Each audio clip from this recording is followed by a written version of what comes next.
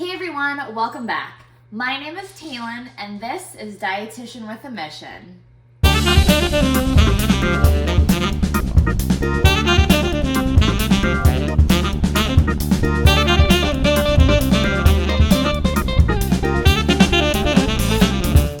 Today's featured ingredient is fennel. And when you're looking for it at the grocery store, don't be surprised if the label says anise. Unfortunately, fennel gets mislabeled as anise all the time, but there is a difference. They're two different types of plants. So today we'll be cooking with fennel. I've got two recipes for you. Our first is a fennel au gratin.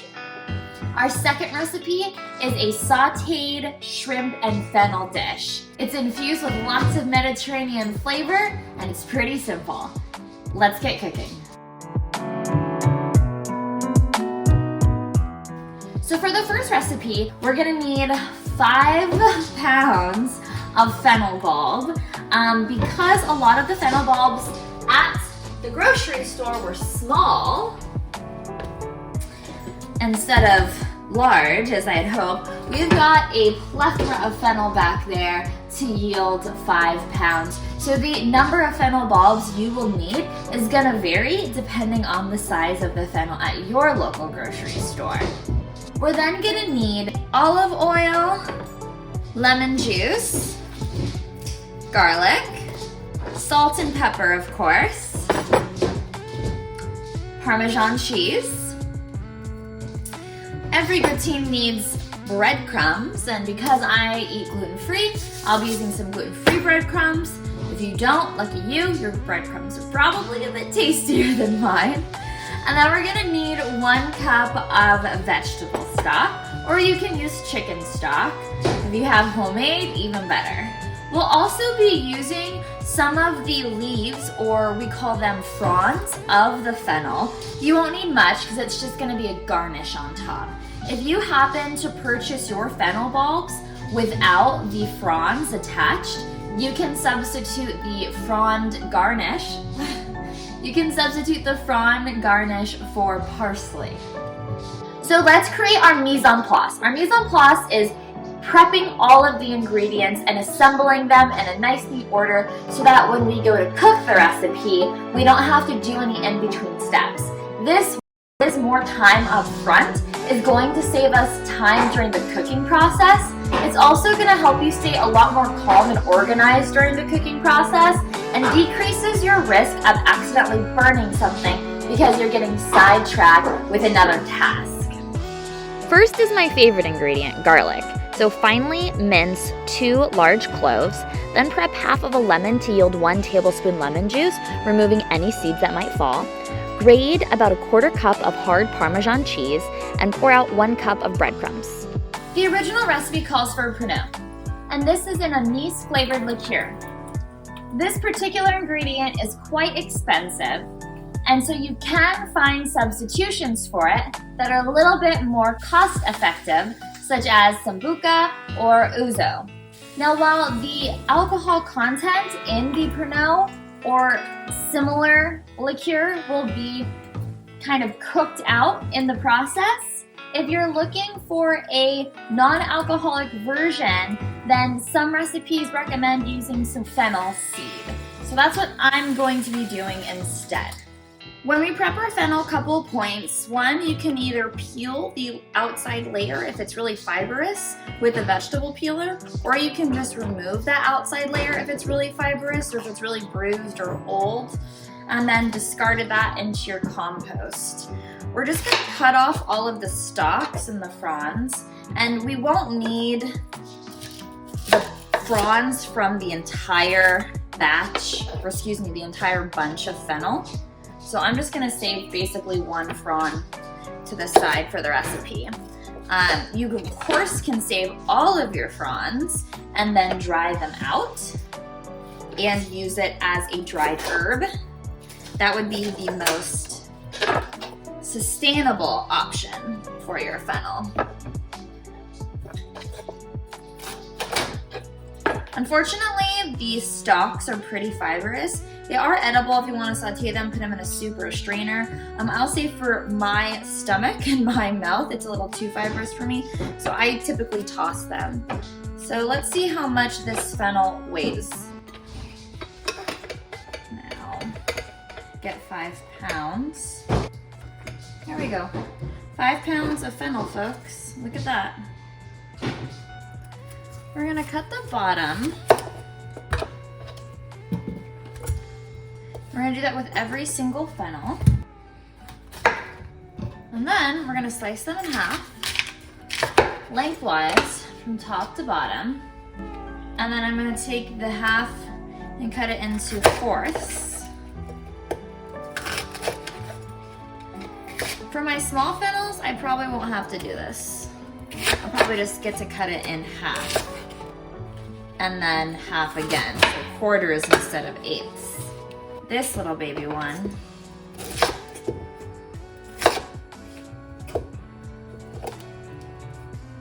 we'll do thirds. Yeah, you want them to be relatively the same thickness. That way they cook evenly. I guess this is a bit thick. I'll go ahead and quarter it. Once your fennel is peeled, washed, and quartered, or rather eighth, we are going to add it to a large skillet with some olive oil that's been heated, and we are gonna cook this. Now my skillet can only fit about half of this at a time, so I'm gonna do 2 batches because I don't want to crowd the pan. After about 4 minutes, you should start to see some browning on some pieces of your fennel. And at this point, we're gonna wanna add our garlic. Now, since I'm doing 2 batches, I saved half of my garlic for my second batch. Here's batch number 2. Thankfully, I was able to find a much larger Dutch oven to fit the rest of the fennel. It's cooking pretty nicely. I have my second batch of fennel in my much larger pot back here, and I added the garlic. Now we're gonna add 1 cup of vegetable broth and 1 tablespoon of lemon juice.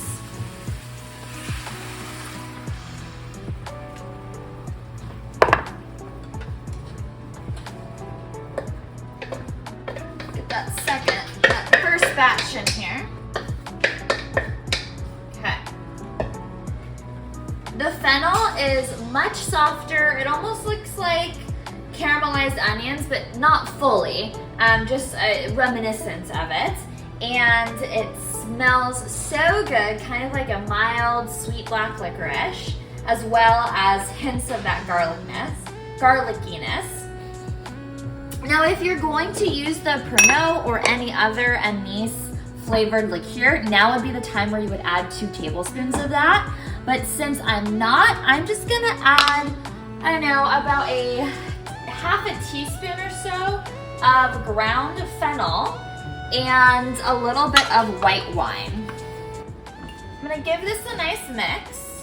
Oh, yes, the smell is so good. We are gonna let that cook on the stove for about 4 to 6 minutes, basically until the liquid is reduced to half its volume. Then we are going to season it with salt and pepper and throw it in the oven.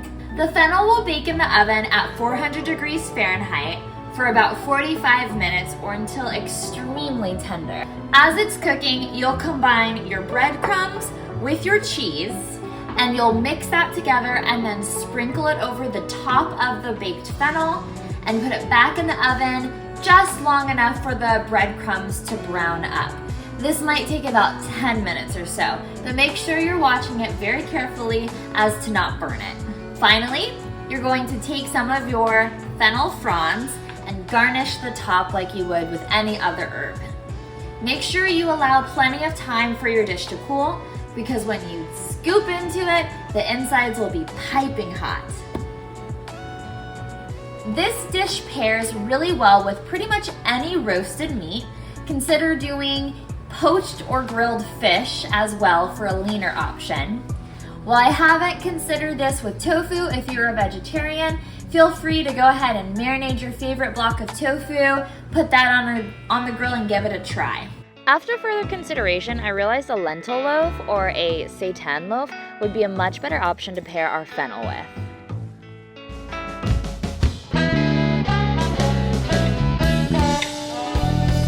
This is good.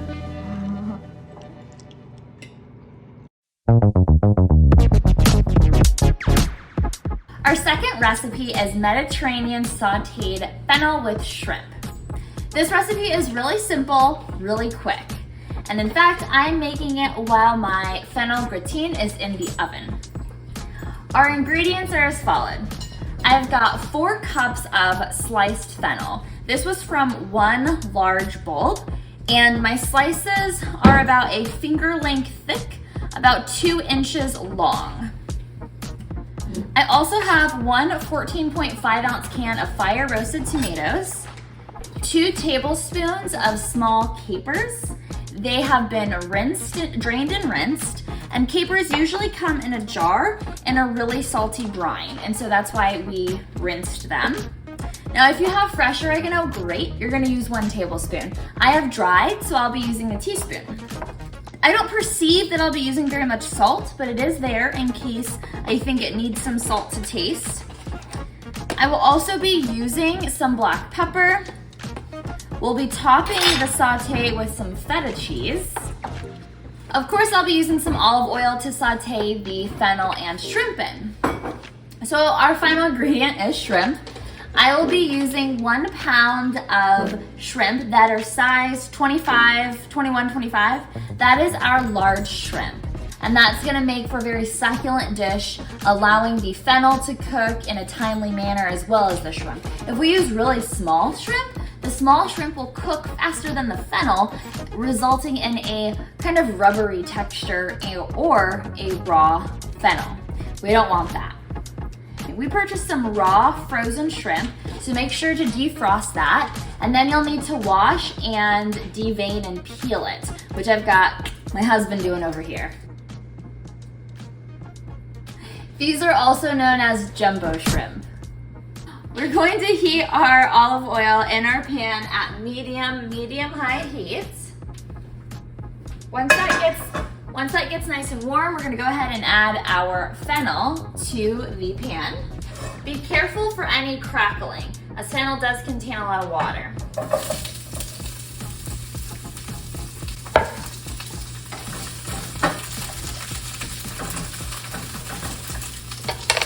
Similar to our last recipe, we're going to let the fennel brown on the stove until it kind of caramelizes.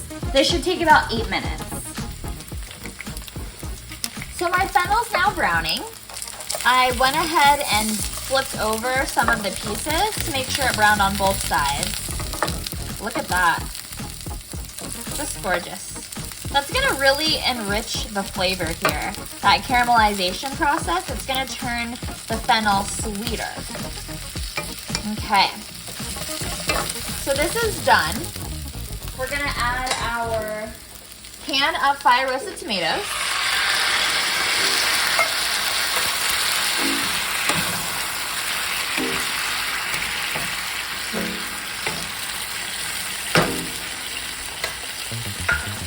And 1 teaspoon of oregano.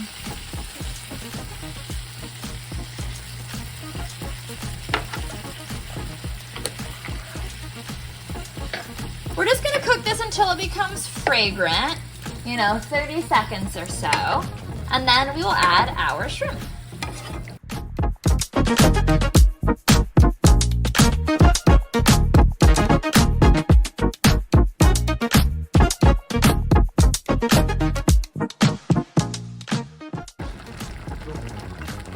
Our shrimp is done cooking. It's all nice and pink. I'm gonna stir in my 2 tablespoons of capers and a healthy dose of pepper.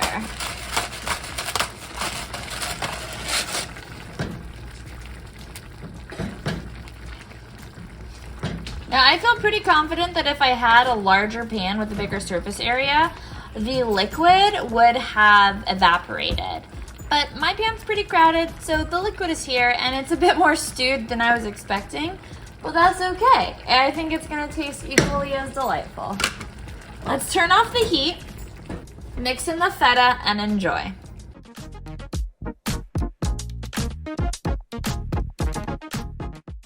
This was a great recipe. It was really fast, it took very few ingredients, and when we ate it, we were so satisfied and full. I hope seeing these recipes inspires you to eat more plants. Enjoy!